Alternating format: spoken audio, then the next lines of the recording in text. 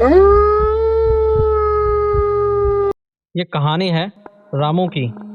वो एक सीधा साधा और भगवान कृष्ण की भक्ति में लीन रहने वाला गवाला था।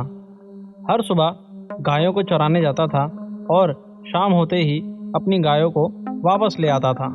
उसे कभी भी अपनी निर्धनता और दरिद्रता पर कभी दुख नहीं हुआ।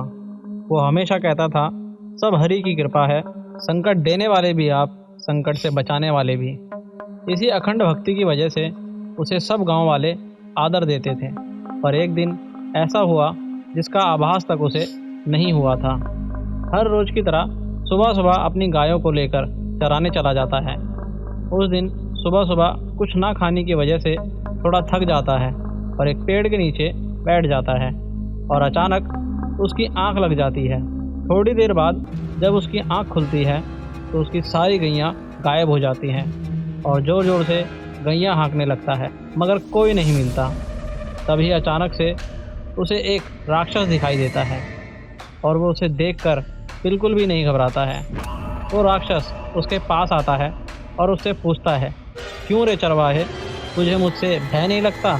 मेरा इतना विशाल और आक्रामक रूप देख के रामू कहता है, नहीं, मुझे आपसे कोई डर नहीं लगता है। आपके अंदर भी मुझे मेरे प्रभु कृष्ण दिखाई देते हैं। इस पर राक्षस कहता है, वो कपटी कृष्ण तुझे मेरे अंदर दिखाई देता है? मूर्ख है तू।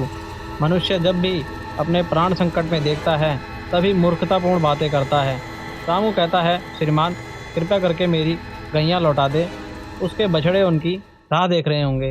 राक्षस कहता है, मुझे बहुत जोर की भूख लगी थी, इसलिए मैंने तुम्हारी सारी गैयां खा ली, अब मैं तुम्हें भी खा जाऊंगा।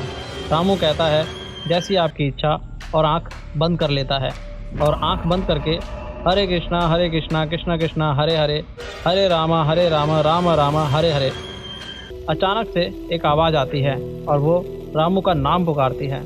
रामू आंख खोलता है और तभी वो जो देखता है उसे देखकर उसकी आंखों से आंसू निकल जाते हैं, क्योंकि उसने साक्षात अपने सामने विशाल रूप में श्री हरि कृष्ण गोपाल को देखा। उन्हें देखते ही नीचे गिरकर उनको साष्टांग नमन किया। फिर प्रभु बोले, रामू, मैं तुम्हारी परीक्षा ले रहा था और तुमने मुझे प्रसन्न किया। रामू कहता है, हे प्रभु, आपने मुझे अपने दर्शन देकर धन्य कर दिया, बस अब मुझे मुक्ति प्रदान करें। प्रभु उसे कहते हैं, नहीं, अभी नहीं, तुम्हारे जीवन का लक्ष्य पूर्ण नहीं हुआ है। जिस भक्ति से तुमने मुझे प्रसन्न किया है उसी तरह तुम्हें लोगों को धर्म के मार्ग पर लाना होगा, भक्ति योग का मार्ग सिखाना होगा, क्योंकि जैसे जैसे समय बीत रहा है अधर्म और अज्ञान का प्रसार हो रहा है। भक्ति केवल एक कर्म मात्र रह गई है, उसमें श्रद्धा और विश्वास का कोई भी कर्ण शेष नहीं है।